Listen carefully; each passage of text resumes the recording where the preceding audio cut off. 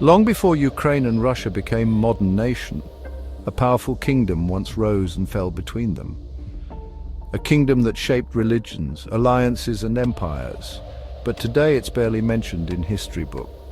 So, what happened to this lost realm? And could it hold the key to understanding the region's complex past? Imagine a time before Russia or Ukraine existed, over 1,000 years ago.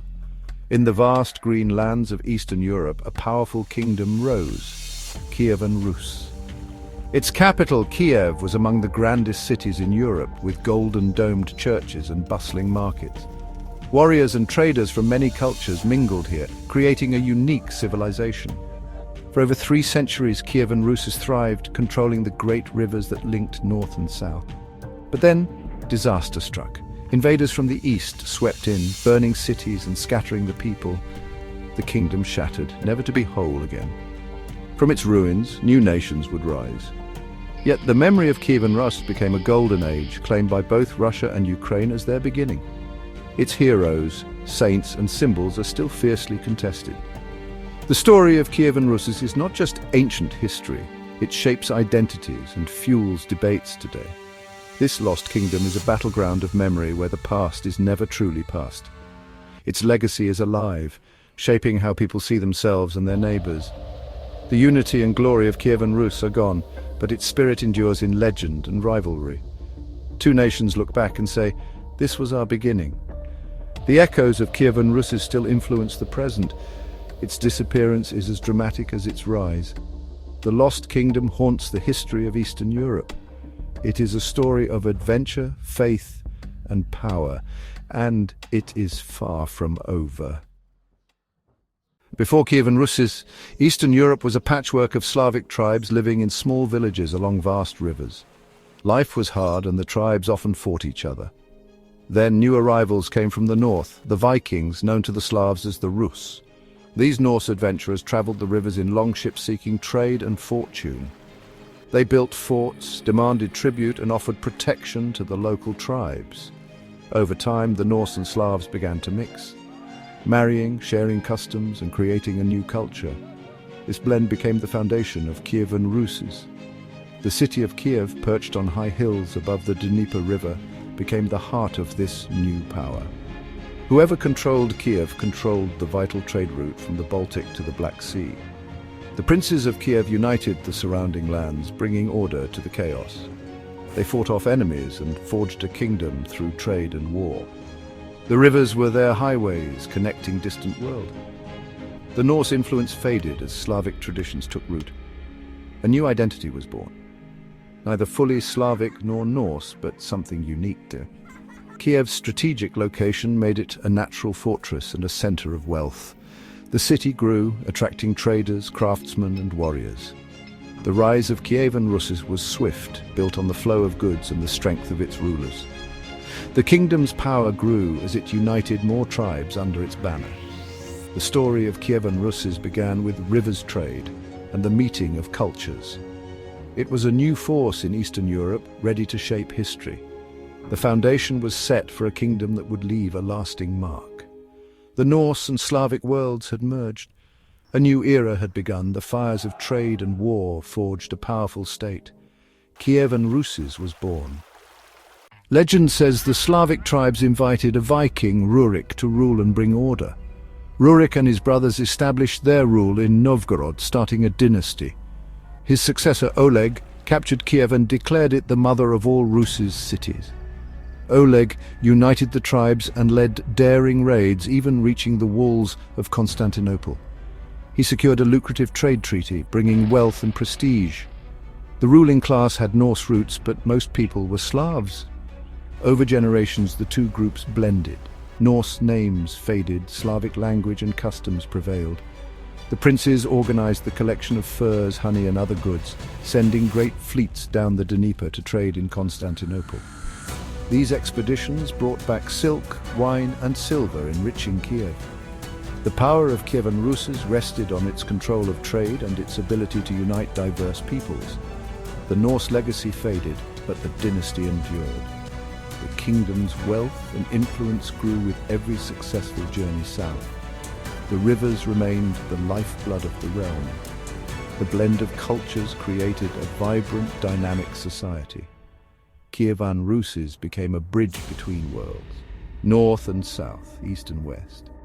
Its princes were both warriors and traders, shaping a new civilization. The legend of Rurik was just the beginning. For generations, the people of Kievan Rus worshipped many gods, making sacrifices to wooden idols. But the world was changing. Christianity was spreading from powerful neighbors like Byzantium.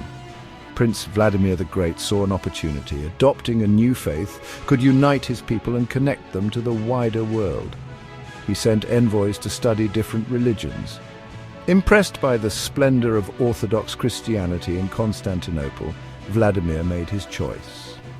In 988, he ordered the destruction of pagan idols and commanded the people of Kiev to be baptized in the Dnieper River.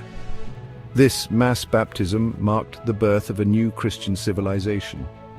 With Christianity came a new alphabet, brought by Byzantine monks, Cyril and Methodius.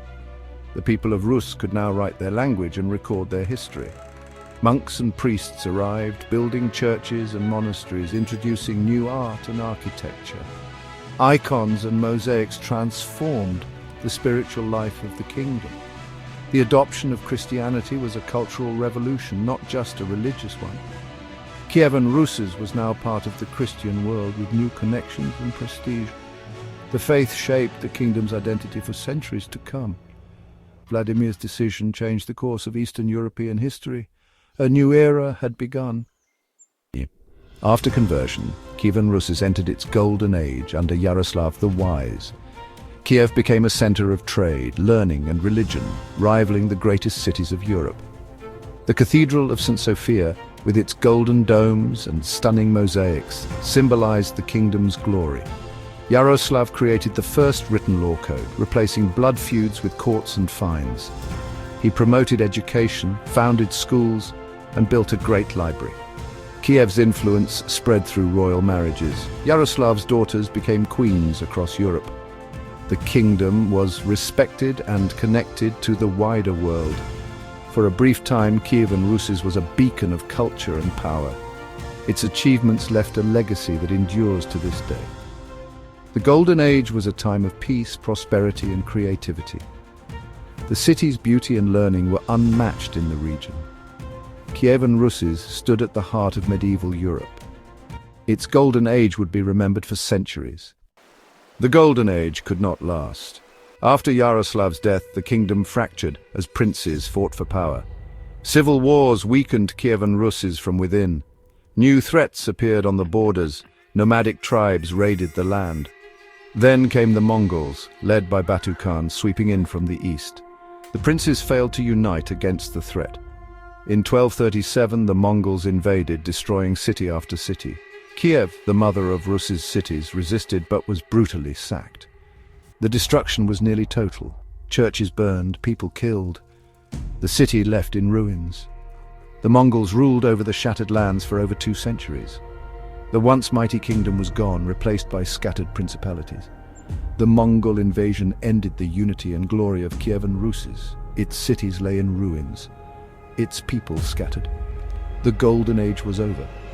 The Mongols demanded tribute and submission from the surviving princes. The memory of Kievan Rus became a distant legend. The Mongol storm changed Eastern Europe forever. The kingdom's fall was swift and devastating, that Kievan Rus was lost to history. The Mongol invasion shattered Kievan Rus forever. The southwest, including Kiev, came under Lithuanian and Polish influence, developing a distinct Ukrainian identity. The northeast, centered on Moscow, remained under Mongol control but grew stronger by cooperating with their overlords. Moscow's princes became powerful, eventually claiming to be the true heirs of Kievan Rus. The old kingdom split into 2 paths, one leading to Ukraine and Belarus, the other to Russia. Both claimed the legacy of Kievan Rus as their own. The single stream of history became 2 great rivers, each flowing in its own direction. The memory of Kievan Rus shaped the rise of new nations. Its legacy became a source of pride and rivalry. The Lost Kingdom's children grew up apart. Though Kievan Rus is vanished, its spirit lives on in monuments and memory. In Kiev, the Cathedral of St. Sophia stands as a symbol of Ukrainian heritage. In Moscow, the Kremlin cathedrals echo the glory of ancient Rus. Both Ukraine and Russia claim Kievan Rus as their origin story. For Ukrainians, it is the foundation of their nation. For Russians, the first Russian state. Statues of Prince Vladimir stand in both Kiev and Moscow, each claiming his legacy. The same history is used to build different identities. The echoes of Kievan Rus fuel modern arguments over the past. Its legacy is a source of unity and deep division. The Lost Kingdom story is still being written. Kievan Rus is gone, but its memory shapes the present. Its lands are divided, its people scattered, its borders lost to time. The same history is claimed by different nations, fueling both unity and conflict. The story of Kievan Rus is not just about the past, it explains the tensions of today. Understanding its legacy is key to understanding Ukraine and Russia. The kingdom is a common ancestor, not the property of one nation. Its gifts, faith, language, culture are shared by many. The children of Kievan Rus have grown apart, each forging their own path. The kingdom is lost, not forgotten, but forever divided in memory. Its legacy belongs to all who sprang from its soil. Like and subscribe for more travel adventures.